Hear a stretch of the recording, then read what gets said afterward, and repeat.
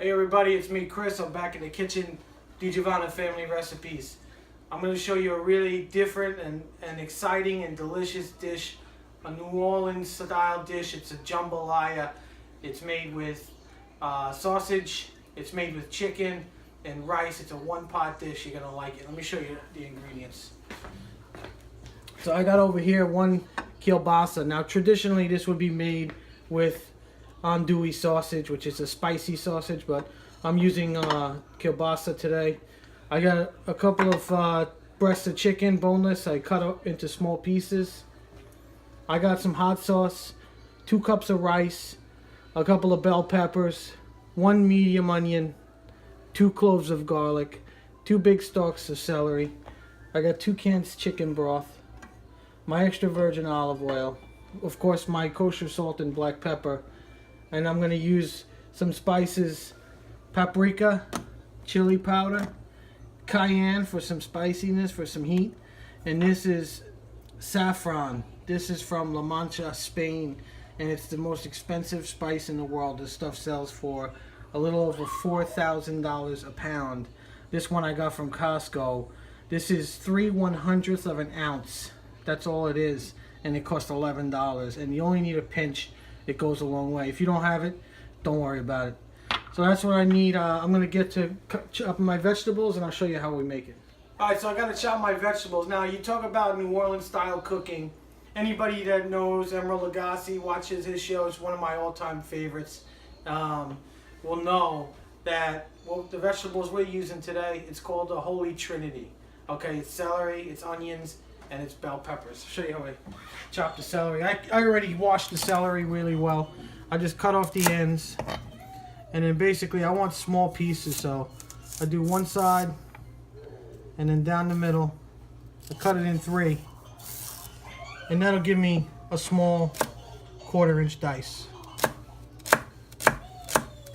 Chop my onion. I actually needed a little more than what I had. That other onion was too small.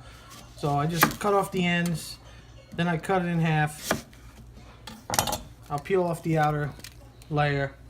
And this is a skinny onion. So I just need to go through one time. Just don't go all the way.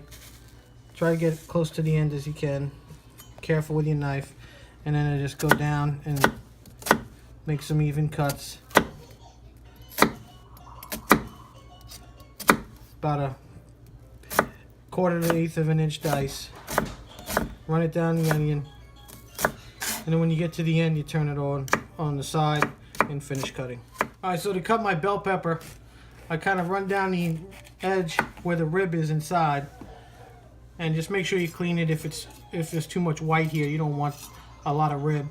And just going to cut long strips, about a 1/4 inch. I want all my vegetables to be the same size here. And then at this point, this would be a julienne, just long strips. And then run my knife through to make approximately the same size 1/4-inch pieces. Alright, I want to mince my garlic. I cut the end off the stem. And I just smash it with my knife to take off the skin. And then I'm going to start to slice it.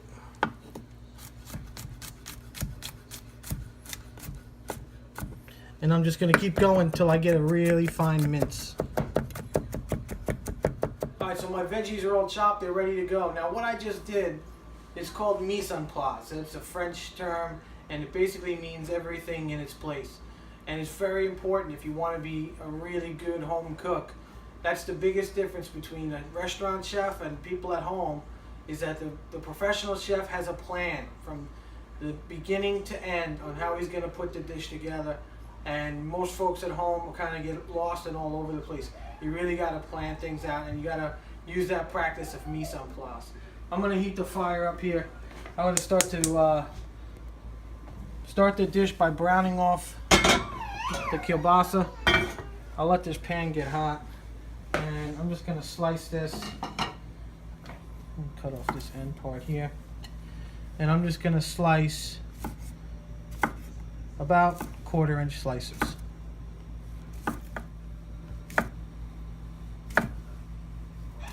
Alright, so I got nice thin strips. And this sausage is already cooked. I mean, you could pretty much eat it like this. But we're going to brown it up and we're going to render some of that fat and extract the flavor.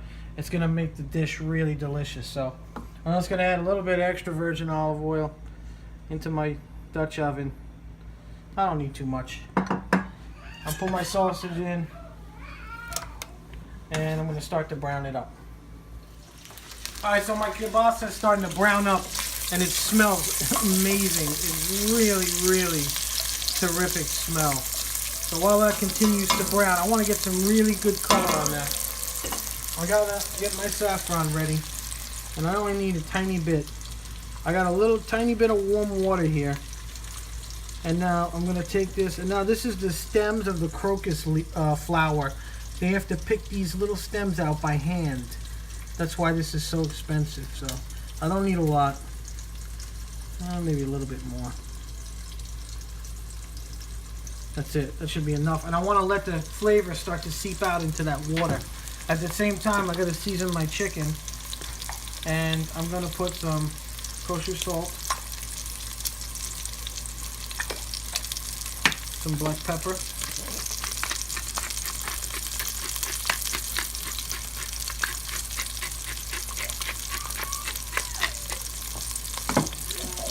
I got a little bit of cayenne. I want to make sure I don't spill too much. This is really spicy cayenne pepper.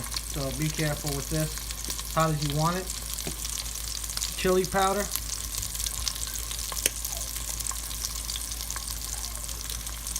And some paprika. And I'm going to toss this up. Give it a good mix. Alright, so my kielbasa is rendered pretty good. You can see I got some really nice color on it. And I rendered out some of that flavor, some of the fat. I'm going to spoon it out into my bowl. And at this point, I'm going to add my chicken and get a nice golden brown. Get some color on the chicken, start to cook it. Alright, so my chicken is browned. I got some really nice color. I'm just using the slotted spoon here to scoop it out. I'll put it over there with the kielbasa. And once I do this, it smells really great. Now I'm just going to add to the pan a little bit more extra virgin olive oil. And I'm going to put in my peppers, celery, and onion and start to brown this. Start to sweat it down a little bit and start to get soft. Alright, so my veggies are starting to get soft. They've been cooking for a couple minutes. And you know, the reason I cut them all the same size, you want to make sure they all cook evenly. And that's really the reason behind that. So at this point, I just want to season them with some kosher salt. Some black pepper.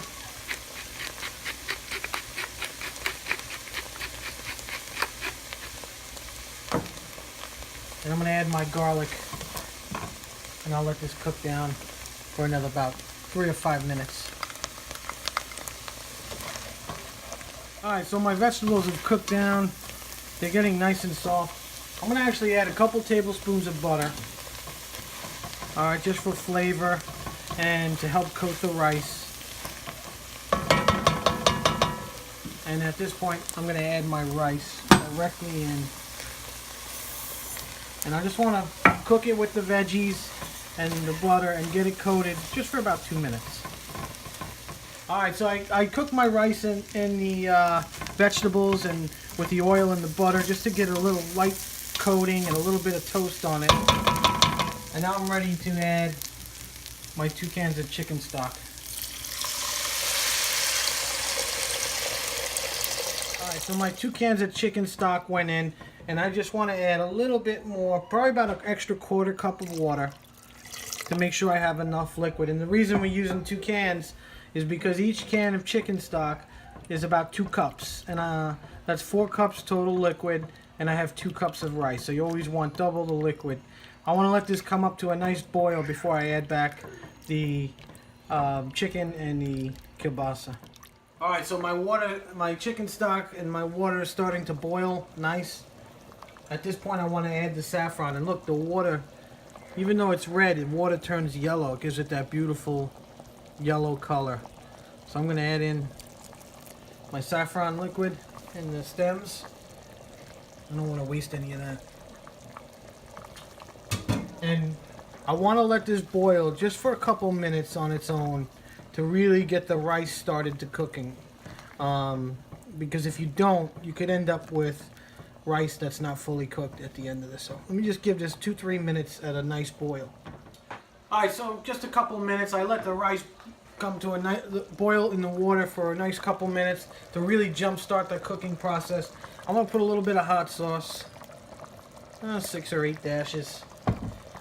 I'm going to add back my chicken and my kielbasa. Okay. I'm going to stir this in. Make sure I stir the bottom well. And it's really got some incredible aromas with the sausage and the spices that we put on the chicken and the saffron and the aromatic vegetables. I mean, this smells really fantastic. And now I'm going to cover this, put the heat on low, and let it simmer about 20 to 30 minutes till the rice is nice and tender. Alright, so my jambalaya cooked for exactly 30 minutes. And let's take a look. And I already checked it a couple minutes ago, and I know the rice is nice and tender. So I'm going to shut the fire, and I'm just going to start to turn this and give it a good mix from the bottom up. Alright, so I gotta try my jambalaya. I'm gonna grab a piece of the kielbasa and a piece of the chicken.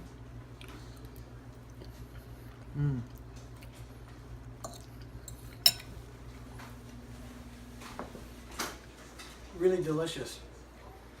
The aromatic vegetables, the saffron, the smoky, garlicky kielbasa, the chicken with the spices we put on it. And if you don't want it spicy, leave off the cayenne and the chili pepper, the chili powder off of the chicken, and you don't have to have it spicy. But really great recipe. You got to try it on a cold night. It will be perfect.